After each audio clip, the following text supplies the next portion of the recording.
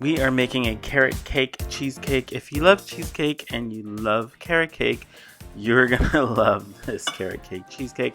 It's perfect for any time of the year. A lot of people like it during Easter, I guess because bunnies eat carrots, I don't know.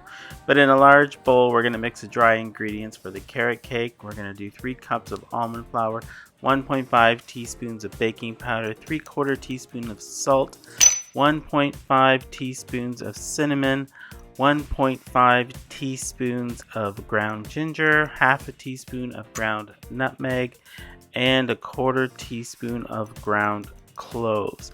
We're then going to use a whisk just to mix that together, get out any lumps.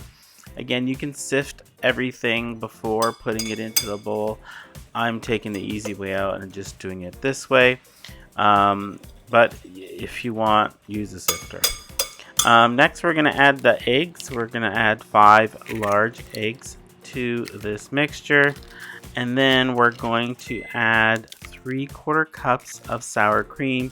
And yes, I use sour cream because it keeps the cake very moist.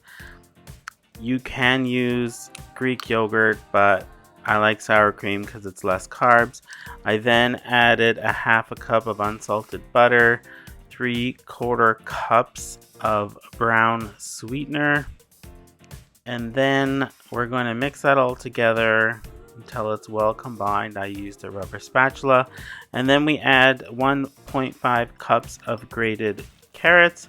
Mix that in until well combined again, and then we're going to set that aside and we're going to work on the cheesecake batter. We're going to add 2 8-ounce packages of cream cheese. That's 16 ounces altogether, and this is regular cream cheese. We're going to add 3 large eggs. We're going to add another 3/4 cups of sour cream, 1 tablespoon of vanilla extract, and we're going to add 1 cup of powdered sweetener. We're going to mix this in a stand mixer, or you can use a hand mixer if you want. If that cream cheese isn't softened, you might need a strong stand mixer. So I used the paddle first, and then I switched over to the whisk. And once you get it over to the whisk, you really want to whisk this for a good 3 minutes. It's going to get really airy, and that batter is going to get really nice and thick. So you really want to do a good 3 minutes on high. You're then going to line a 9-inch cheesecake pan. You're going to line the bottom and then line the sides with parchment paper. You're going to need to do this because the cheesecake might get very high. You're first going to put in about 3/4 worth of the carrot cake batter in the bottom of the pan. So 3/4 worth. You're going to spread it nice and evenly into the bottom.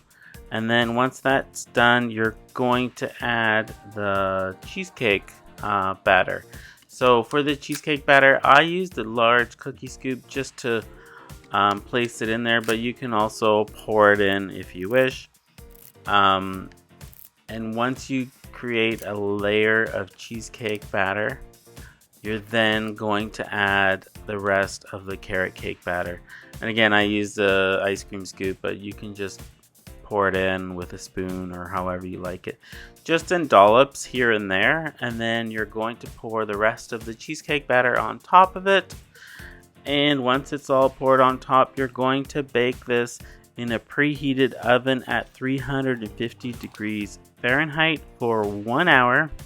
And then you're going to turn the oven off and let it sit in the oven for 30 minutes.